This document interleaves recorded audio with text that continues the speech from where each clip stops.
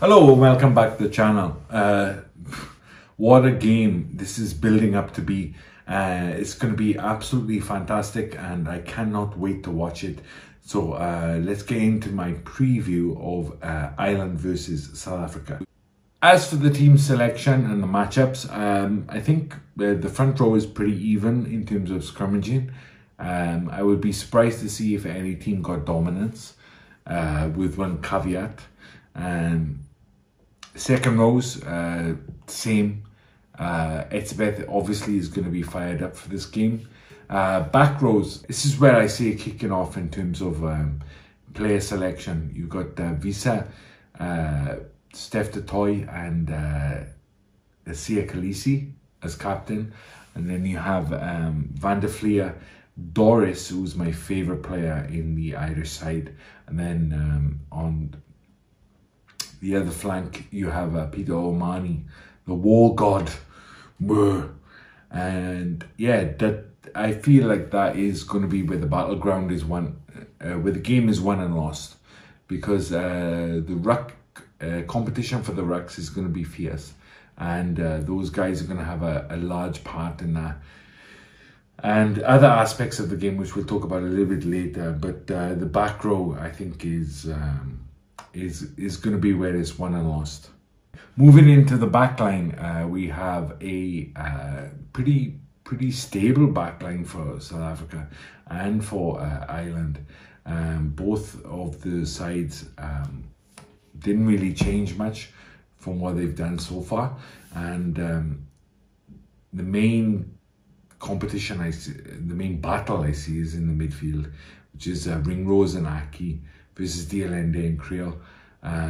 That's going to be a fiery contest. There's going to be a lot of big impacts early on. I think Aki has put his hand up as one of the best strike runners in the Irish side, and they're going to need them. I don't want to jump ahead too much, but I see the centre battle as being somewhere where Ireland can maybe get a little bit of an advantage. Moving on to the wings, both teams have absolutely superb sets of back three. I think Arensa and Colby obviously have pace to burn, and like Hansen and Lowe are no slouches either.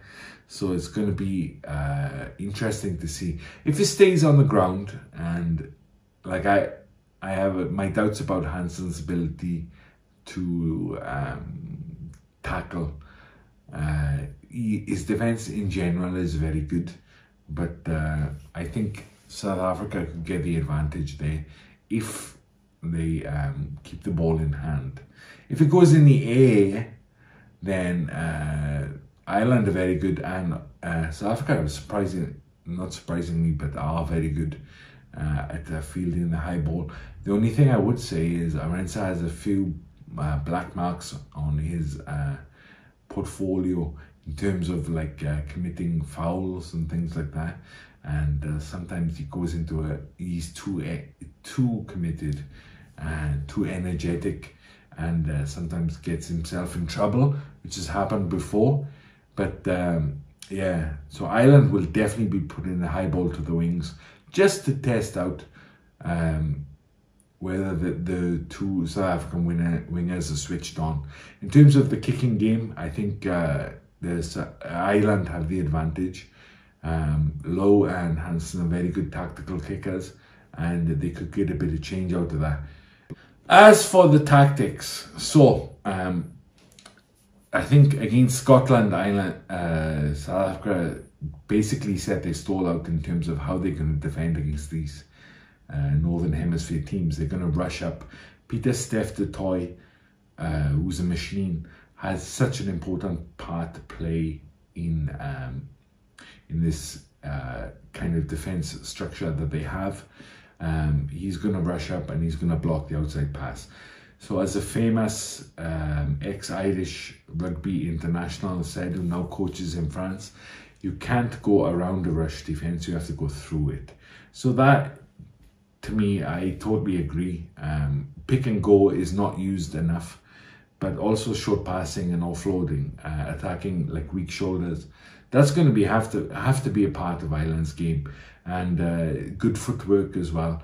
So the 3 players that I've picked out who are going to be instrumental in Ireland's victory, if they do indeed get a victory, would be Tag Furlong, Tag Byrne, and Doris O'Gane is my favourite player. I think he's one of the best players in the world at the moment, actually. And because they have fantastic footwork and they have great offloading skills. Now you're going to have to go through the South Africans to get any change out of this game at all. And they can do it with footwork and offloading. But the South African, to go through the South African defence is going to be a monumental challenge, because it's going to be brutal, it's going to be physically brutal, and it's going to tax them a lot. So can they do it? I'm not sure if they can.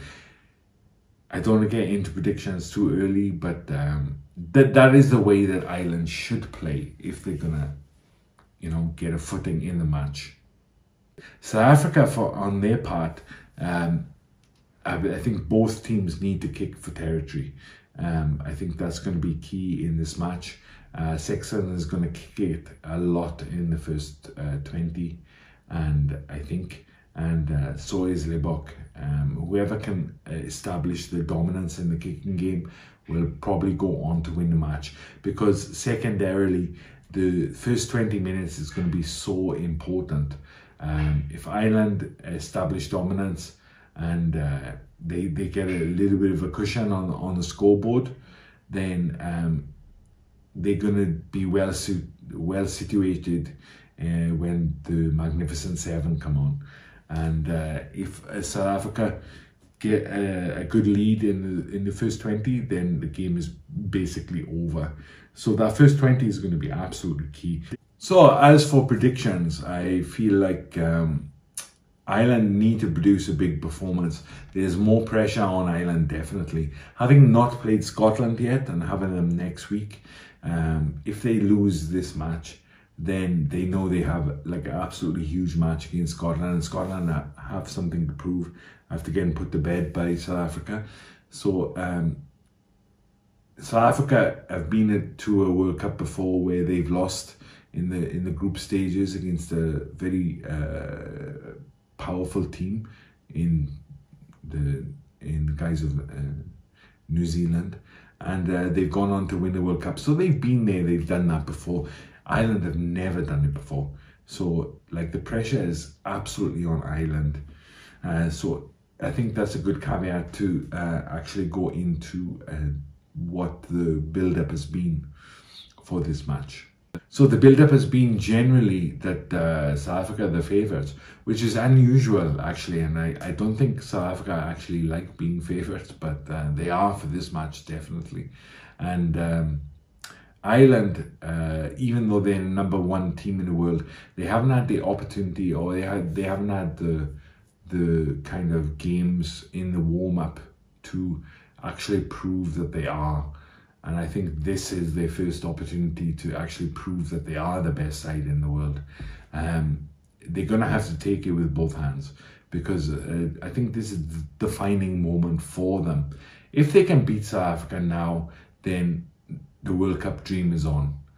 If they go down, by a score or 1 or 2 scores, then the dream is still on. If they go down by a try or more, then I think their confidence will be shattered. And they're playing possibly the best team. I mean, this game as well is the decider for who will be #1 in the world as well. So, there's so much pressure on Ireland. And I think they can come out of the blocks and do a good job, and they can get the win. But the South Africa team is ruthless. If you're off your game by even a slight margin, they're going to punish you. So I'm looking forward to the back row contest and the centres contest primarily. I think the 10s will kick a lot, for territory, as they should do. If you're a forward and play the game, you want to be playing down near the opponent's side of the field.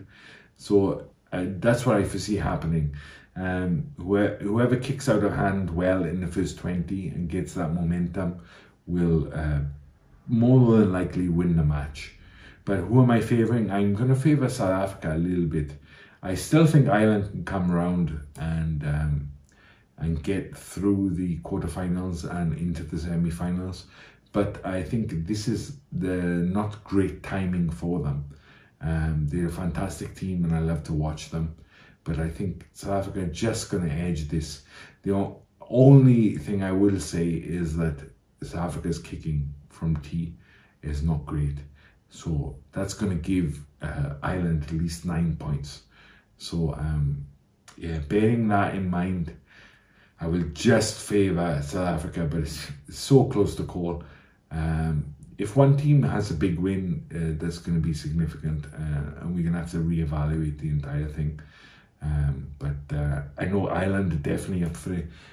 In the press conference, Andy Farrell fielded about 20 questions around the 7-1 split, which I'm sure South Africa were glad about. And he stoically fielded them all pretty well. But you can tell Johnny Sexton was grinding his teeth and he was just raring to go. If they give him a ball and say, let's kick off now, you could say he would definitely do it. But yeah, a great game to look forward to, and I absolutely can't wait to see it. So if you enjoyed my preview, please like, subscribe, all the good stuff, and I will see you next time. All right, bye-bye.